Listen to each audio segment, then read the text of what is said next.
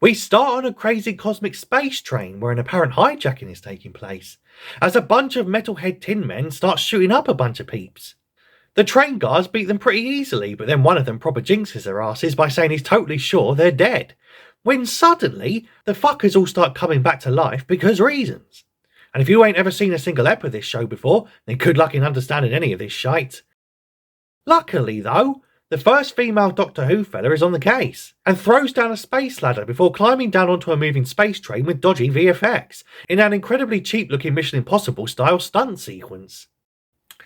Unfortunately, because of budget cuts at the BBC, the frigging prop they dug out of the back of a storage cupboard doesn't reach down to the actual train, so they then have to jump 10 feet or so to the roof. Apparently, this is super dangerous because they might go flying off. Although, none of their suits seem to be rippling with friction, mainly due to there being no wind in space anyway. So I'm just baffled about what the physics of all this is supposed to be right now. Bruh. Hilariously, Dan the Scouser bloke falls off, but luckily he has magnetic boots too, so I guess there was never any real danger anyway. Inside, these super evolved Time Lordy cyberfellas are raiding the train for a special cargo. Whilst back on the roof, the Doctor specifically tells Dan not to get shot by approaching enemies, and proceeds to immediately get shot because comedy, bro. So she demagnetises the train, sending more metallic scrap into the abyss, and that time I bumped into an RV full of metal detecting enthusiasts and accidentally sent the poor fuckers over a cliff. Anyway, inside the train, the Doctor entrusts Dan with her powerful sonic screwdriver, despite him almost dying by just standing still. Naturally, he's so useless he almost crashes the train just by pointing, until the cyberfellas finally get their hands on the special cargo they've been so obsessed with, which just seems to be a bad child actor with one facial expression. And before you can say, are they really forcing a colonialism reference this early by putting a black girl in chains and taking away her agency, the Doctor smugly boasts that she's won and they've failed, before they stick two fingers up at her and teleport away, leaving her looking gormless and the biggest failure since that time she tried to save the world by letting a bunch of spiders die horrifically via suffocation and then getting mad when that Trump guy just mercy shot them in the head in a quick act of kindness. Anyway, after a title sequence which gave me flashbacks to my uni days whilst high on LSD, we cut to Siberia in 1916, where someone called Father Grigori is called to go help some sick bloke. Meanwhile, back in present-day London, a woman takes a picture of a blank wall and seems to be admiring it as some sort of abstract masterpiece. Turns out this is an old companion from a few decades back called Ace. And no, not the Gladiator. Bruh. And it seems like she's been so fucked up by her travels with the Doctor that she now hangs out in art galleries all day watching paint dry on walls. Later, she tells some Australian bird called Tegan that 15 of the world's best known paintings have been taken down with no explanation. And turns out her mate Tegan's out in Romania and on her own case, as a bunch of seismologists have apparently disappeared off the face of the earth investigating earthquakes and shit. And even weirder, someone sent her a package full of toys. Though not the fun kind from Love Honey, unfortunately, but just a lame doll that looks like one of them cyberfellas, along with a card from the Doctor who neither of the dumped ex-assistants have seen for decades. So, because he almost died on a space train by just standing still, this lispy guy with extra spittle totally quits the TARDIS fam like a riot cack, though his timing is bang on. Almost like he knows it's a series finale, and they need to get him out of the way because there's totally going to be more returning characters in this episode than a Blazing Squad reunion. See you at the crossroads, crossroads, crossroads. See you at the crossroads, crossroads, crossroads. Suddenly, though, a giant pepper pot appears via dodgy webcam, and this Dalek fella self-promos his new gig on Chatterbait. Reveals that he has some super secret important information that she's going to totally want to hear. I.e. the destruction of the Daleks themselves. Because turns out he's been reading some Yuri Bezmenov and is totally demoralised about his people's own culture and future mission. Cut a long story short, there's totally about to be a Dalek invasion of Earth, so he wants to meet in person, and make sure he's not being catfished. Anyway, the TARDIS locks onto the energy signature of that terrible child actor with one facial expression, which is apparently in the shadow of Earth. We then cut to St. Petersburg in 1916, where it turns out that dastardly master fella is the one what's been cosplaying as Father Grigori all this time, coming with the worst fake beard since that mall Santa turned out to just be an ex-con doing community service, and not, like I thought as a 12-year-old, a magical entity that brings me the new Xbox every few years. Well, I suppose they both break into people's homes and steal their milk and cookies, so maybe he was pretty qualified for the role after all. Anyway, The Master, who was once missing but is now not because reasons, seems to have everyone under a spell. Whilst up on the second moon orbiting Earth, Yaz and the Doc step out onto a planet with terrible green screen that's meant to look like all organic life has been converted into metal. Or some shit. The Doc then repeats what I used to say when I worked at the local council and had to walk through the IT area to get to the canteen by saying, Cybermen everywhere we go right now, Yaz. Behind them stands a second TARDIS, and for a minute it looks like the BBC are going to do a crossover with DC's Batman, because the TARDIS door has been vandalised by some joker. Then she goes inside, and for another minute it looked again like the BBC were going to do a crossover, but this time with DC's Superman, because everything is pretty bizarro in here. LOL! The Doc then channels the feelings of licence payers across the country over the last 3 years by saying she feels like she's being taunted, and discovers the bizarro TARDIS is connected to the core of the metal planet. Following the energy readings, she discovers that special cargo lassie chained up in the air, but turns out the kidnapped girl with one facial expression is using a perception cloak to just present as a child so it can totally evade detection. Kinda like my Nancy mate, who, despite being 45 with a mortgage, now dresses up like a baby and insists we treat him like one. No! Anyway, turns out this is what's known as a Quaronx. And before you can say, I thought that was a fucking Pokemon, one of them super evolved Time Lordy cyberfellas appears. And turns out they have worse aim than a drunk stormtrooper, because they can't even hit two birds running in a straight line. Someone called Kate then rudely interrupts their almost dying to say Unit urgently needs their help. The Doc has a bit of PMT at the moment and so snappily asks if it can wait, and Kate says absolutely not. And the Doctor is well annoyed that she has to then drop what she's doing to hot-tail it over there, even though this time-travelling alien is literally inside a fucking time machine and could have 1,000 years of adventures before waltzing on back to 2022 to help Kate with her thing. Anyway, inside unit headquarters, Kate brings her up to speed on the B-plot, i.e. the lost seismologist that literally no one but her cares about, and all the missing paintings and shit. The Doc is stopped in her tracks, however, when she comes face to face with her old buddies, and can't believe how withered and wrinkly her old chums have become.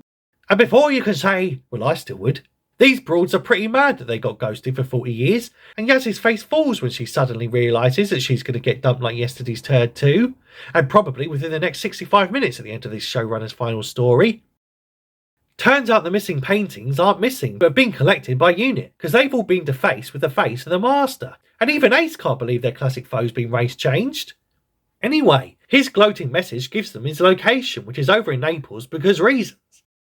Hilariously, the Master is lecturing in an empty room, or kind of, as he's apparently shrunk down the seismologist into toy figurines, also because reasons, before giving her a rude boy shove like a year 8 with a tood, and over-dramatically telling her that this is the day that she's erased from existence forever. No way! The musical score implies this to be a bad thing, but I can barely hear it over the sound of classic Whovians worldwide cheering this on and just praying for the Master to win already. Fuck you! Then Unit soldiers bust in and arrest the race-changed Master bloke, and the Doctor's smartest plan is to unironically take the dangerous alien Time Lord, who is overly familiar with Time Lord tech, into her actual TARDIS, just to be transported to their London headquarters a bit quicker, because this is a totally unreckless plan where absolutely nothing could possibly go wrong. To do this safely, she specifically tells Yaz to stick a gat in his face to make sure he don't do any of them bad things. And before you can say, I thought the Doctor despised guns and it was a staunch part of his character, at least in this revival, to never ever use them, he's hauled off whilst Buffy just shakes her head in shameful disappointment. Once inside the TARDIS, the Master taunts Yaz about how he totally ingested Cyberium, aka the battle AI of the Cybermen, which now makes him super smart and always 10 steps ahead. And before you can say sounds like he's just ripped off the plot of Limitless, an alarm goes off and Dalek symbols flood the monitors. And hilariously, the bloke that literally just bragged about how he's always 10 steps ahead and now super smart is totally confused and doesn't understand why she's getting messages from Daleks. Okay. Then some flyboy called Vinta, who's clearly watched too much Top Gun, proceeds to smash into that planet with a terrible green screen, with the worst landing since that horny porn star broke her back at TwitchCon last month. My God! Big sympathy! Suicide. He's also on the hunt for the missing Pokemon thing, and now he's marooned on the planet, because unlike Adriana, he can't land for shit. Back at Unit HQ, the Master is being an insufferable OTT hyperchild again, before randomly calling Kate's dad an idiot and then teasing Tegan. But Ace dishes out a zinger by essentially calling him a pussy, as the last time she saw him he was half cat. And also white. Anyway, The Doctor says she's got to go off and meet with that Pepper Pot Dalek thought what loves a webcam. And they can't believe she's fucking off again after 40 years, because they just really want to see what she's done with the interior design of the TARDIS and admire her decorations and shit. So she goes off and meets a Dalek in a dark and dangerous place where everything's on fire. And no, not Portland, Oregon. Anyway, this kinky camgirl alien with lots of bare bumpy boobies says, just touch my nozzle and you'll get what you need, before Yaz finds a whole Dalek army plotting inside the volcano. Back at Unit HQ, Tegan and Ace stumble on a little toy. The same one she got as a present from the Doctor that was super disappointing because it didn't even vibrate. And in a shocking twist what no one could ever see coming, turns out the Doctor didn't send that random figurine of a deadly creature that tried to kill him on multiple occasions to an old companion which she hasn't seen or thought about in 40 years, but it was in fact the Master what did it all along. What? No way! And before you can say is this really the state of modern day script writing at the BBC, lots of men come out of little men, giving me flashbacks to that gay orgy I accidentally stumbled into last year on the way back from visiting Parliament. And because there's not enough characters wasting screen time already in this epi, another character called Ashad returns, this time from the dead, and so the crusty old companions try to defeat them by attacking them with gold for some reason, before the tin heads just laugh and say, we ain't fucking Green Lanterns bro, and totally ain't scared of colours and shit. Luckily, the super evolved deadly cyber fella still can't shoot for toffee, and can only hit poor background artists and murder stuntmen because the rest of these clowns are infected with plot armour. Bruh. Back in Portland, I mean the fiery destructive place where everyone's plotting to kill each other, they're discovered by the regular Daleks who hate cam girls, before they say it was totally a massive sting operation all along, and they allowed the traitor Dalek to contact her so they could expose the mole and shit. Or something like that. So, after getting outsmarted by a bunch of trash cans with a plunger for a face, the Doctor is made to get inside the casing after the traitor is expunged from life, as they teleport her away, leaving Yaz to fly the TARDIS back to London. Because that's totally something any old junior policewoman who never turns up to her job can simply do nowadays on this show. Back in St. Petersburg 1916, the Master is still cosplaying his father Grigori, though I've completely given up trying to work out if this is a future version of the Master who's back in the future present, or if this is somehow a past version of the Master in the past but somehow seems to know what's happening in the future. Fuck's sake, Chimballs! Anyway, the Doctor's totally salty about being made into a pepper pot, and she can't believe this race swap Master guy thinks these tin cans are his mates. Then he activates a cube which randomly turns into a disco, which is so bizarre it makes a Dalek cringe. Not a joke. But luckily it all stops just before the cyberfellas delete themselves in utter embarrassment. And because he's a creature devoid of empathy, and just to be clear, I am talking about the Master here and not the Doctor. I know it can be confusing given she never seems to care about the well-being of her companions and likes to laugh in the face of vulnerable cancer survivors who are opening themselves up on an emotional level to friends who clearly don't give a monkeys about gammony male trauma, but I assure you, I am talking about the supposed bad guy here and not the cold callous hero what we're supposed to be rooting for. Turns out his wicked devious plan is to transfer her womanly bits onto him, which really isn't that special since you can get that shit on the NHS nowadays for free. Apparently, this is what's known as a false regeneration, which, as I understand it, is just the clinical name for a facelift out in Cali. Bruh. Vinda then sends out a message for help, hoping the Doctor can hear. But she can't, because she's too busy trying to wash her eyes out with bleach after seeing a small Asian do the Rasputin dance on a BBC programme that isn't even Strictly Come Dancing. No! Anyway, the Master taunts Yaz in the TARDIS somehow, and so she locks onto his signal also somehow, before the brown-skinned man locks himself into a glass box, and before you can say, oh god please not another cringy stunt by David Blaines, the Master starts that false regeneration process where he's trying to make her into him and grow tits and stuff. Or something like that. The cyber moon planet then charges the contraption, and before long the process is complete, resulting in a dastardly plan where the hero and villain have simply changed clothes. Wowzers! Such great writing! Well, technically, at least the Doctor's back to being a man again now, so that should totally shut up the super toxic misogynistic man-baby fanboys for a bit. Anyway, Yaz arrives and he threatens to belittle her, quite literally if she doesn't get into that blue box with him. Bruh. Back at Unit, Kate's about to hit the self-destruct button. And I don't mean getting back on the Volker after 20 years of sobriety. I mean bringing down the whole fucking building, son. Luckily, Ace has somehow stashed parachutes under the floorboards because reasons. And so she heads up to the roof in an 80s jacket also because reasons. Back in the TARDIS, The Master has become the Doctor, but still both looks and acts like the Master, so it all just seems totally pointless. Why he didn't just kill her and take her TARDIS rather than grow boobs and become her somehow, I don't know. So, because this version of the Master is one-dimensional, unnuanced and just evil for the sake of being evil, turns out he went through all of this just so he could slag her off around the universe. Like a bitter ex who can't get over being jilted and shit. Yaz then shoves him out of the TARDIS whilst he's busy monologuing to an alien news camera. Then we cut to the Doctor inside her own consciousness now her physical body is essentially being raped into changing both race and gender. Shockingly, all the ex-Doctor Who actors turn up because member berries, bro. But hilariously, producers only seem to have secured the washed-up cheap ones that they can afford on a BBC budget. And certainly not the more popular ones currently starring in a $1 million franchise on HBO. Anyway, these doddery old geezers are trying to stop her from going to the light. Or some shit. Though I just can't get over why they would exist in old forms and not how they looked at the time when they were alive. At least the Children in Need Time Crash special bothered to offer up a wibbly-wobbly timey-wimey reason for the discrepancy. But this is in her head, so why is she seeing them as 30 years older than the last time she saw them and could ever possibly remember them as? I don't know, it's chimballs, so screw thinking and shit. Back in the TARDIS, turns out the Doc has also got a new hologram mechanic which conveniently adapts to whoever is interacting with it.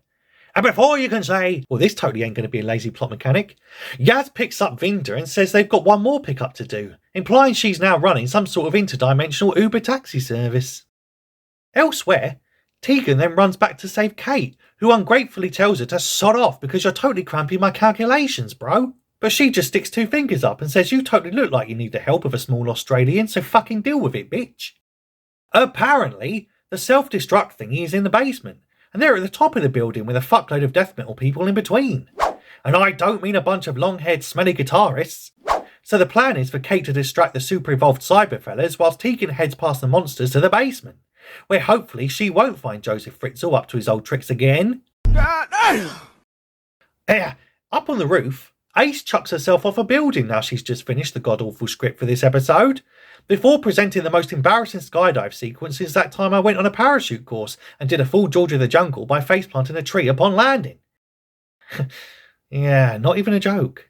Anyway, Yaz is now apparently a fully qualified and highly skilled TARDIS pilot, what can not only traverse the universe, but can totally catch a postmenopausal woman falling out of the sky with perfect accuracy.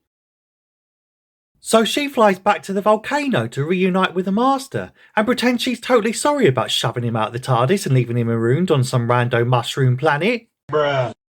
On the way down to the basement of Unit, the Holo Doc meets with Tegan, where the interface quickly becomes the Doctor what loves the celery. In the most awkward reunion since Jay from the In-Betweeners called two thugs bus wankers and then got caught in traffic 3 feet down the road. Aye. No, Jay! Because bus wankers! Why are you slowing down? I tried to say! I'm sorry, I'm a wanker, mate. Yeah? Oh, fucking hell, you two shit yourselves. What? Elsewhere, Ace then meets the Holo Doc while she's about to blow some shit up. And before you can say, wowzers, that septuagenarian 7th Doctor phoning in as a hologram has more presence and gravitas than the current actual Doc who's paid 200k a year to do proper acting. She totally bumps into that Graham fella who presents the chase on the side, who somehow stumbled into a giant fuck-off volcano because reasons. And somehow, she's not equally as baffled as me as to how this rando ex-bus driver has somehow wandered into the middle of an active magma chamber. Fuck's sake, Jimballs. Meanwhile, Kate faces off with Ashad and his cybergoons, and offers herself up as strategic value. But they don't want no stinking Kate. And so like my shed, they take her off to get converted. Elsewhere, the BBC have finally found some money for a proper ladder, and so Tegan is climbing down a giant one, until she slips and Ashad totally hears her yelping. Then the cyber leader quotes the name of my death metal band from back in high school when he says, "Renegade human on the walls." They proceed to shoot directly down at her but somehow can't hit her, even though she's practically inches away and not even moving. Then she lets go and seems to fall to her death into a black abyss, in what seems to be the darkest moment in a family show since Jimmy Savile fondled that girl's ass on top of the pops years ago. Back at the Master's lair in Siberia, he commences the Dalek invasion and proceeds to channel my battle cry whenever I slam down on the bog on Taco Bell night. Unleash the volcanoes. Consequently, all the volcanoes of Earth indeed start exploding, as Yaz taunts the Master, who's still supposed to be the Doctor with the tits or some shit, when suddenly the first black female Doctor, who also has a side gig on Holby City, totally returns and saves their asses. And before you can say, hang on a minute, how did the Doc program a hologram to be her when she said last series she doesn't even have memories of being the fugitive Doc? The super evolved cyber wallies all end up shooting each other when their energy bolts go straight through her like a beefy 5 layers goes straight through me. Bruh. Anyway, Vinder then sneaks up on the Master and takes him down, where we realise he's just been outsmarted by a random stowaway who can't land planes and a policewoman what never shows up to her job. Huzzah! Yeah, seriously though, what happened to always being 10 steps ahead because you swallowed the world's smartest AI chip or whatever? It's Chimballs, never mind. Anyway, the super evolved Time Lordy cyber fellas finally remember that they can totally regenerate. And so the gang direct all the energy back into the metal moon planet, which reverses the irreversible false regeneration when the Master grew a pair of tits, because reasons. Back at Unit, Kate starts her conversion therapy, or I thought was banned in the UK under the Equality Act, but luckily Tegan proves how smart she is by mashing a bunch of buttons and yanking out some wires, which kills Ashad and totally saves Kate from becoming straight. Or some shit. In the TARDIS, the Doc says she has to think of a fix quick, even though she's literally standing in a fucking time machine, so could presumably take however long she wants to think of a decent plan. Right? I don't know, it's Chimballs. Screw thinking and shit. Ace and Graham strap some C4 on some poor Dalek saps, and then the TARDIS crew rescue them, just as Kate and Tegan escape the exploding Unit HQ. Tegan then invites herself into the Doctor's home like a stray cat who can totally smell tuna. And apparently, Kate is perfectly fine, and not even bleeding or limping after just screaming her lungs out for 20 minutes during the first stage of her supposed cyber conversion.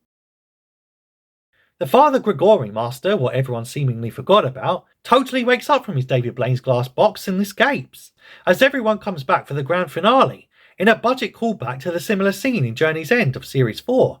Well, all except Ryan, because he's too busy sucking his thumb in Patagonia. Or something like that. The Doctor fixes Vinder's ship in seconds because runtime, bro.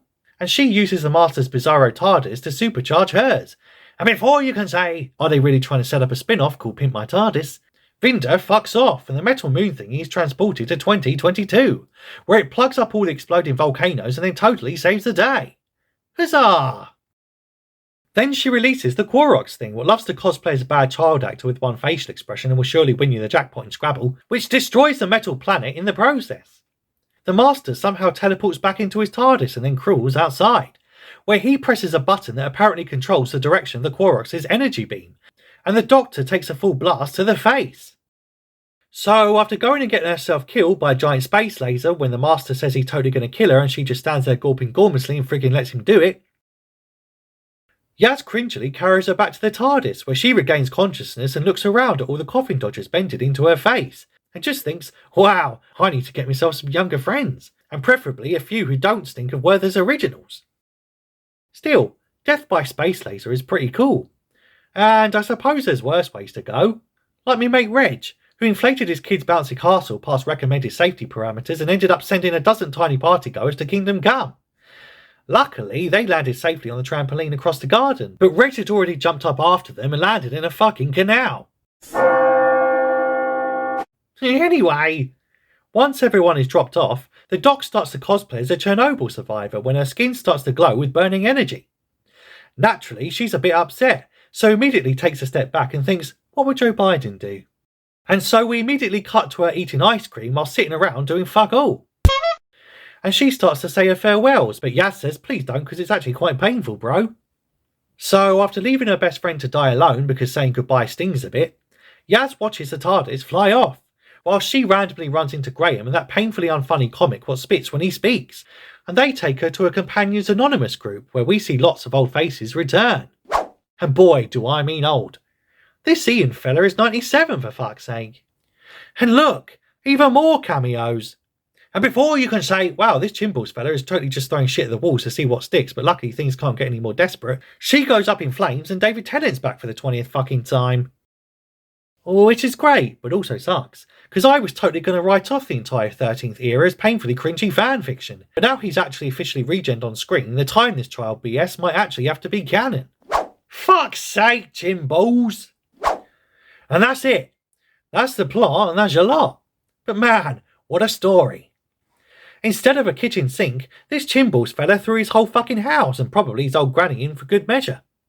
And so we bid a bittersweet goodbye to the first female Doctor.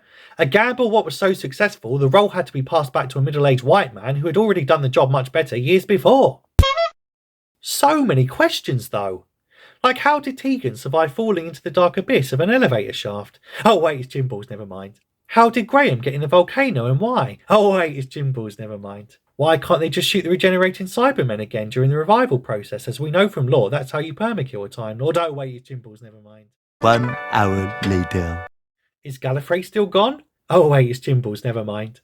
Are Time Lords still all Cybermen / Masters? Oh wait, it's Chimbal's, never mind.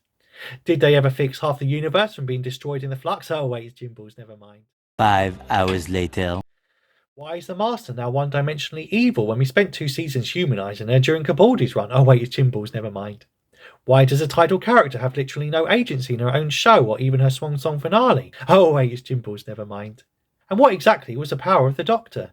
To get hit by a space laser fired by a bad child actor with one facial expression, what's really a sentient energy octopus, and then die? Oh wait, it's fucking Chimbal's.